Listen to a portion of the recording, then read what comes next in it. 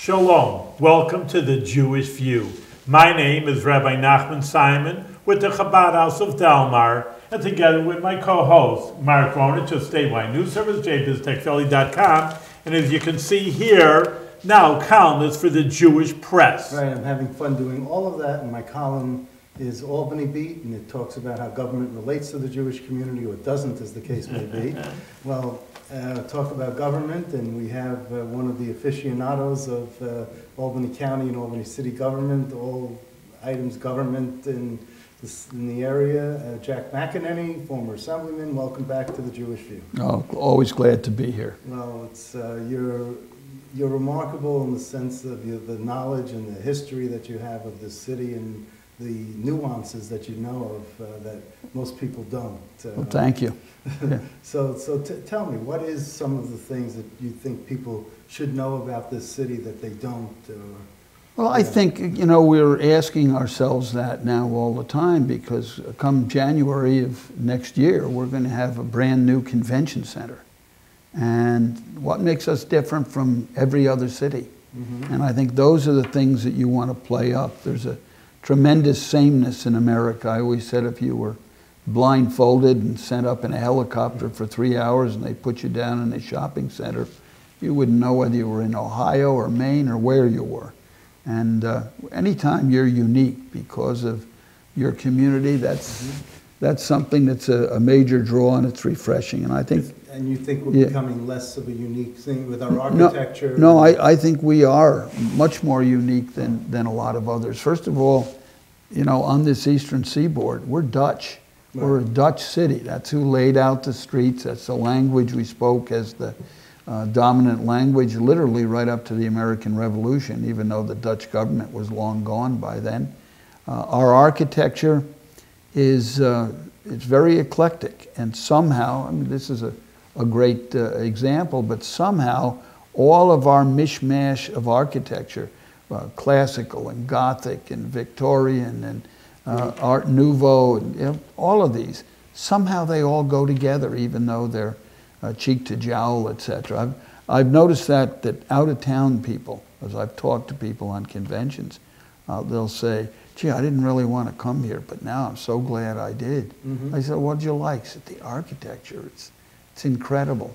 So, that's unique, and also we're small Benny to the locals, but we're the capital of the, financial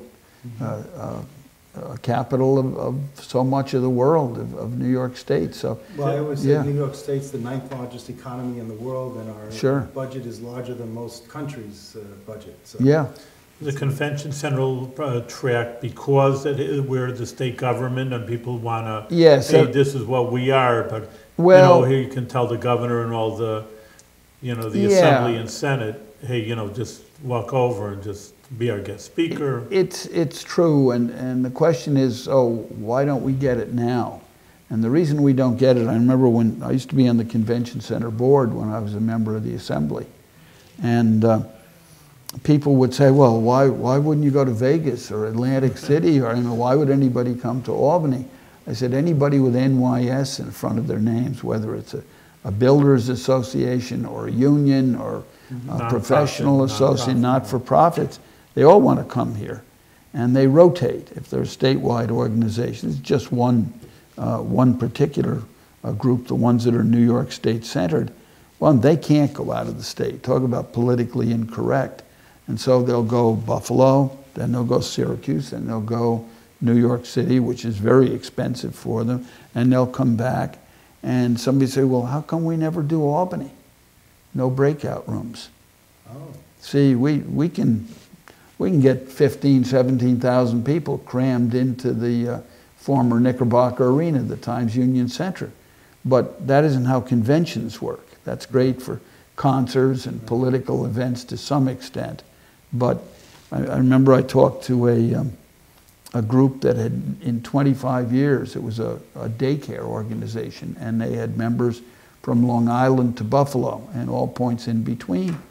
And they had a convention every single year, never in Albany. And I said, why not? We have a convention center in the mall.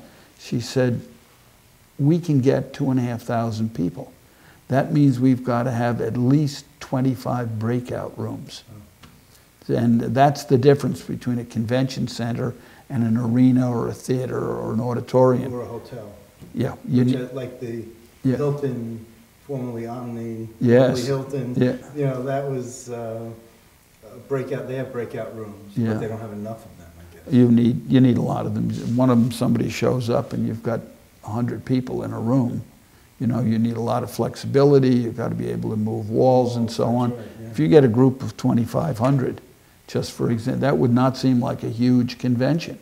Try and handle the breakout rooms. I know. You know, you'll have the big plenary thing and you'll have the rah, rah, rah, but then where the work is done is not just with keynote speakers and dinners. So you've looked into this? Oh, yeah. Yeah. Yeah. And so do you think our convention center is going to do the trick? it'll put us back in the rotation.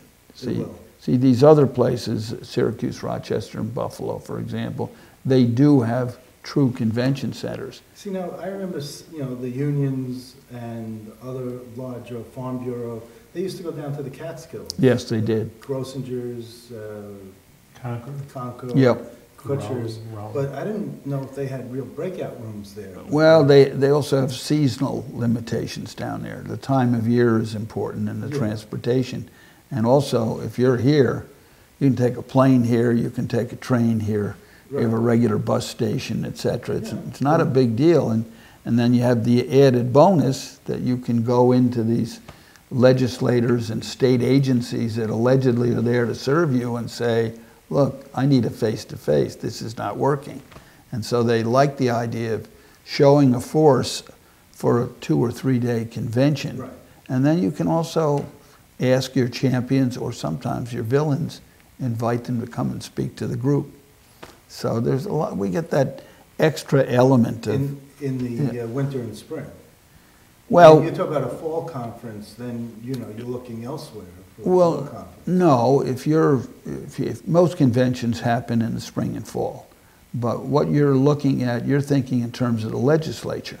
I'm thinking of But- Knights Pythias even. Yeah, but if you're here because of the state, Right.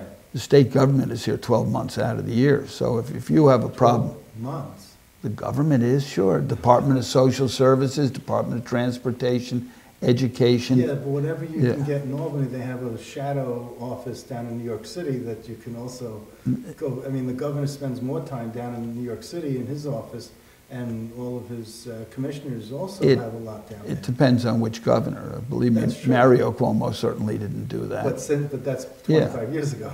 Yeah, and the other thing is you want to have a convention in New York City. Have you ever looked at per diem? Per diem is set by the federal government. Right. It's not, you know, the legislators that's doing whatever the federal government says. And it's not unusual to have a per diem for $400 a day to go down, 400 plus a day to go down to New York City to Manhattan. Right. Albany was high when it was 165. We were the highest of the upstate. The others went down to like 150 and 135. So you're going to have a lot more affordable. But then, you know, the Bar Association, they will have one of their conventions down in Sheridan, New York City, because most of their lawyers, I guess, are down there. So, but they usually can't afford to have every single year have a New York City convention, unless you're a New York City group. If you're a statewide organization, which the Bar Association is. Yeah, if you're a statewide organization, there's a lot of people that can't afford to go down to New York City. I guess the attorneys can. Well, maybe they can, but let's take the daycare center that I mentioned as a classic example. Yeah, the not-for-profits, religious groups. A lot of religious groups, conventions, you know, take place once a year. Right. And so what are some of our hidden gems in the city of Albany that are, you know, that you would know about, but maybe the rest of us might not? I mean, I know a lot of it. I mean, we always know Legs Diamond was shot on Dove Street or Chestnut Street. I didn't know that. I mean, oh yeah, 67 Dove Street. Really? Oh yeah, we've got a lot of legends and lore. It's a colorful city. I mean, a lot of young people. Have you read ever written a book? You have so much to Yes, offer. yes, I've written a book. I It came out in, when did it come out? It came out in 81. It was reprinted. I'm 29 years old. Reprinted in 86, and then I added a chapter and some in 98, and then the last time the book came out, it had a beautiful color cover by Len Tantillo on it, and that came out in 06, and that company doesn't exist anymore. So I own the rights to it. You bankrupted the company?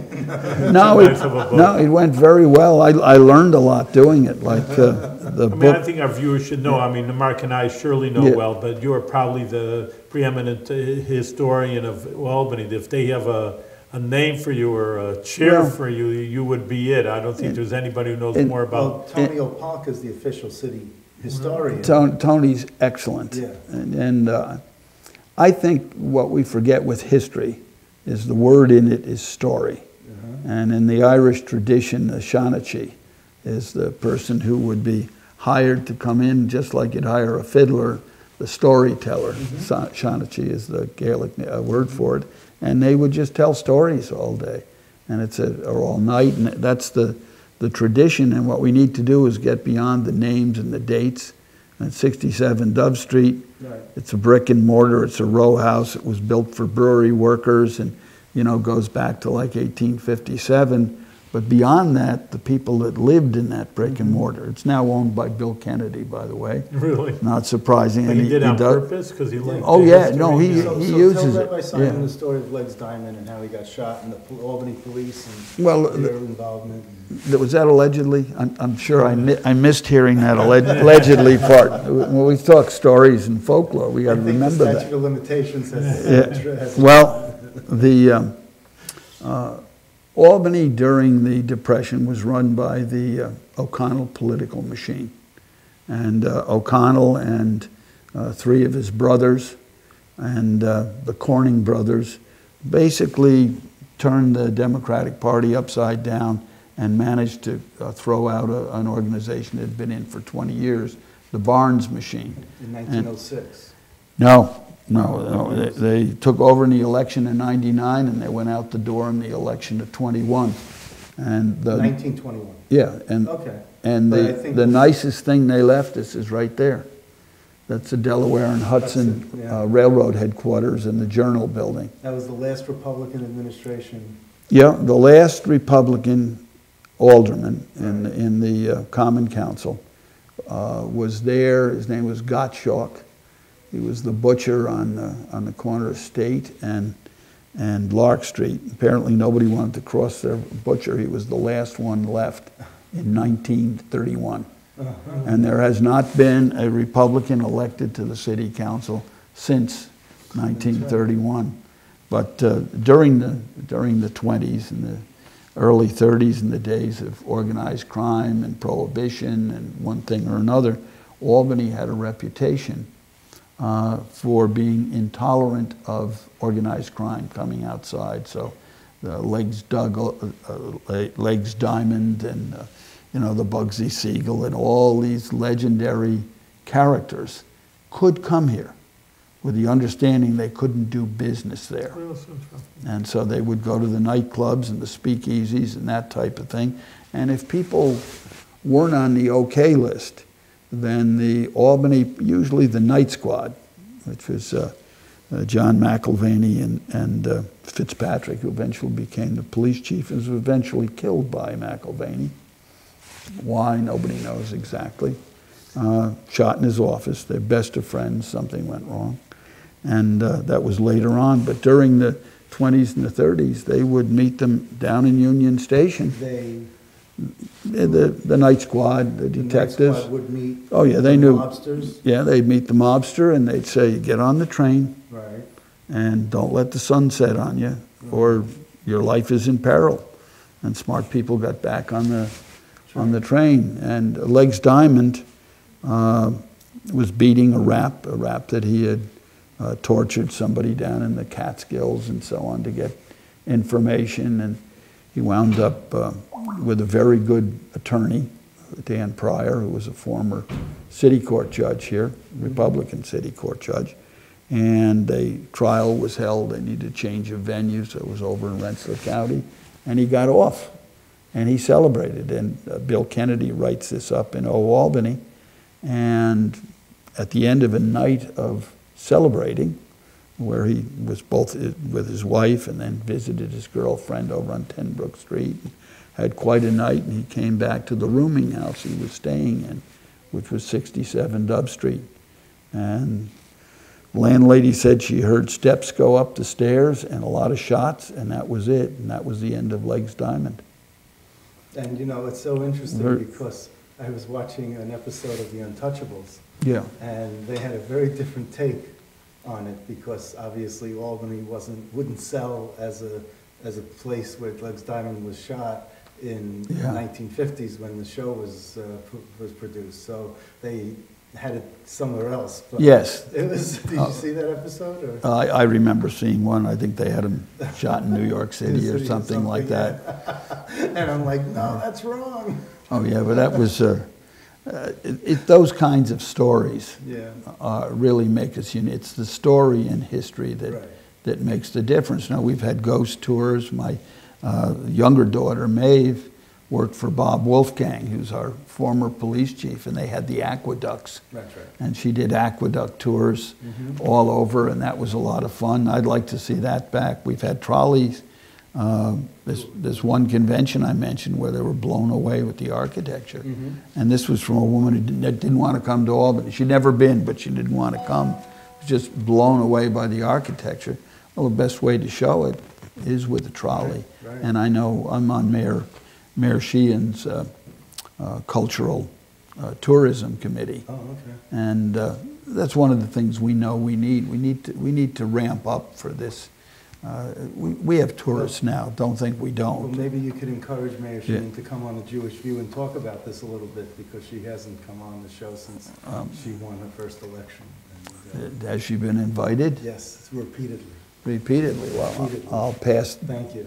I'll pass that on. But I mean, we have tourists now, and they go to the 10 Brook Mansion. Well, I see them on the street, and I see them taking pictures, and I stop and I chat with the tourists, and they ask me directions. Where's this? Where's that? And is it? And the state education building has the most consecutive columns on one side of the building in the Guinness Book of World Records. I believe. Yes. It's the biggest. Yeah, freestanding. Freestanding, yeah. There's either Ionic columns or Gothic columns, but they're... I think they're Corinthian. That's the ones with the real flory tops on them. Yeah. And so that's in the Guinness Book. but you know, one of the things we could do is that building is shut off to the public now. It used to be the State Library, which of course is now over in the Cultural Ed building on Madison Avenue, which has hundreds of thousands of people go there every year for the library, the archives, the science survey, and of course in the State Museum. I mean, we get a lot of people here, but we have to be prepared for a huge increase. The Albany Institute of History and Art, you know, has one show after another and 2 or 3 events every week now. We had the director on also. And, I'm sure. Celebrating the 125th year, and we talked about the mummies that are in there. And I said, you should celebrate something on the second week in May called Mummy's Day. That's right. That's anyway, I also wanted to, he doesn't like that at all. I can see why that. You can see why. Yeah. Okay. Yeah. I wanted to ask you about the ghost stories at the Capitol. Maybe you can explain the fire and how it relates with the State Ed building. Well, the fire is fascinating. We just commemorated that in 2013, and or 2011. 2011, and a very good book was written on the fire. But the fire was also within a matter of weeks of the Triangle Shirtwaist Company fire. In New York City. Yep, and you can imagine when the legislators finally came back and realized what had happened with fire. An awful lot of law was passed on worker safety and on building construction and so on. But all of our documents that were in the Capitol were supposed to be moved to the State Education Department. If the State Education Building, the wonderful Roman temple, if you will, if that had been finished on time, and it wasn't even a year late, it was probably a half a year, 7 years, month, and it, give you or know, take a year. Yeah. And if it had been finished on time, the entire state library, which included fabulous archives, going back to the Dutch, going back to colonial times, Indian treaties with hand-drawn signatures of turtles and wolves and things like that that were the way the Indians signed. Been lost. Everything would have been saved, but instead a fire broke out in March, and it was late at night. It was after a long, tough, contentious session, and there was a separate library next to the library, which is now the Speaker's conference room, and something happened. Was it a cigar? Who knows? They blamed it on the newfangled electrical lights and so on, and so we'll never know what caused it. But this whole west side, the uptown side of the Capitol, was just devastated. If you go in the Capitol now, and you're used to this wonderful Victorian architecture, which can be gloomy, you know, carved brownstone and complicated carvings and so on, then you go up just outside the Senate, where the majority leader's office is, again on the west side, and on the Speaker's side. Suddenly it's all white marble. And you look at the library, we have a legislative library, it's all this wonderful Beaux-Art and pastel paintings, and it just doesn't go with the marble doesn't go with the rest of the building. Right. That's all fire damage that's been replaced. And there was a loss of life of one person who was a night watchman, who was a Civil War officer, who was his retirement age. In those days, a night watchman would go with keys all the way through the building, and each key would only work in one box, and then you'd have to make your rounds. And that way they came in, they knew you made the rounds at the right time. And the ghost stories are he was found dead. He probably suffocated from the smoke. An older man and a popular man. And his name was Abbott. But everybody nicknames him George. His name was not George. And anyway, they say they can hear the keys jangling as he makes his rounds. And I know I worked for Dick Connors, my predecessor. I was an assemblyman for 20 years. And Connors had the previous record. He was there for 16. And I remember there were people there, cleaning ladies, clerks that worked nights. Sometimes you would go around the clock. It's before the reformers made the job a lot duller than it is now. And they'd be all alone on the 5th floor, and something on the desk would be here, and they'd come back, and it was over there. Right. Or a garbage can would not. Garbage can, and then, of course, the cleaning ladies, they were charwomen in those days, probably a sexist term we don't use today for the maintenance staff. You know, they'd have a bucket and a mop down at the end of the hall, and they'd come back and it'd be here. And there's nobody around. So there's always been rumors of something going on down there. Oh yeah, and then they have the Halloween tours, and they bring that up. Yeah, they did that as an experiment, and it's worked out beautifully. Yeah. And also the Civil War tour.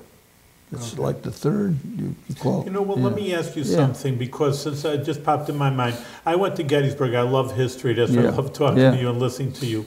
And they said they have the biggest Civil War flags, you know, battalions in the world. And I raised my hand. I says, well, I was in the New York, you know, I'm from New York State Capitol, and they say they have the big, I don't know.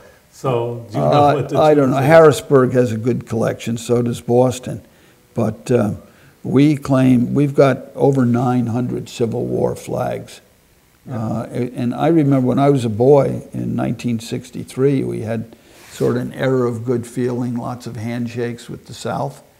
And we repatriated. We gave all our Confederate flags back. We had quite a number of captured flags as well. But the flags are a very emotional thing, because in the days of black powder on a battlefield, you could look, and within 3 volleys, unless there was a great wind, you couldn't see anything but white smoke.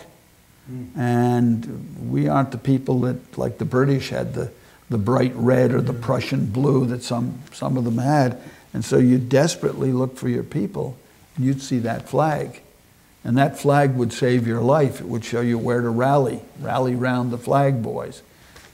In fact, one of my ancestors, McWilliams, was a flag bearer, and when he died, it was 5 shots. Because it was a very dangerous job. A third of all the medals of honor given during the Civil War are for flag bearers, because while you were the rallying point for your troops, you were also the target. Vulnerable, yeah. Well, and with the extra bonus that you would demoralize people if they saw the flag hit the dirt. The other thing I wanted to, well, when you talk about that, a lot of the Civil War flags we have are tattered and torn. And, Yes. you know, they're wrapped in paper, so we really don't get the glory of Right. what they really look like. But I'm hoping that someone unraveled them once so we could take a picture of it, and at least maybe there's some photographs. There's a lot of documentation. We sent the bulk of them up to the Military Museum in the old Lake Avenue Armory up in Saratoga Springs. Yeah. Over my objections, by the way. I felt they belonged in Albany, and we should have incorporated the museum into it, the regular state museum. But when they were brought back, even though they might be local regiments, they had bullet holes in them. People actually cut them deliberately and took little pieces of them, like a religious relic. Yeah. And people would take them. And because of the sacredness of those flags, it was an extraordinary emotional investment in the flags. Oh, absolutely. And we've restored some of them. In '63, they actually sewed them right through the material, and that's wrong. You shouldn't do that. But it's very expensive to cut those without cutting the material.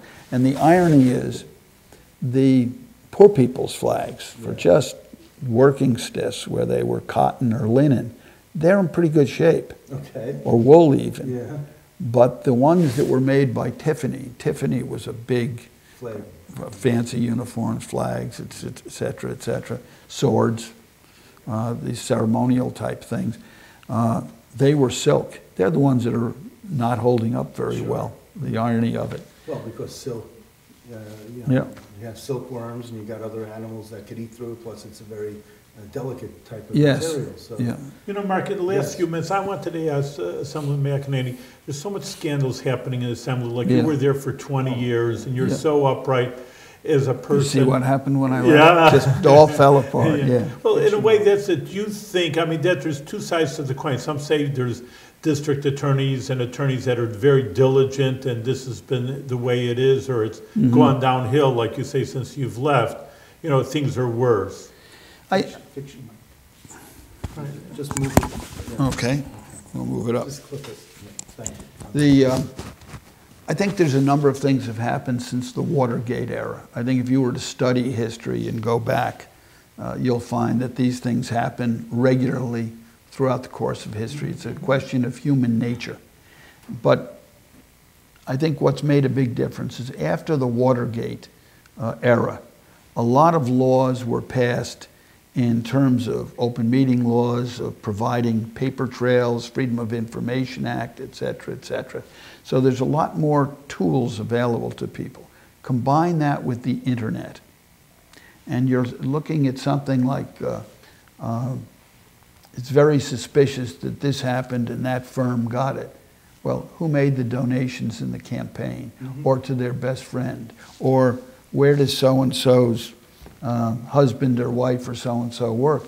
You can stay home, go on the internet, and put a package together. Now, if you combine those factors of available information with the internet, and you get someone, as we've seen with Preet Bharara, you can go after an awful lot. But the courts are there.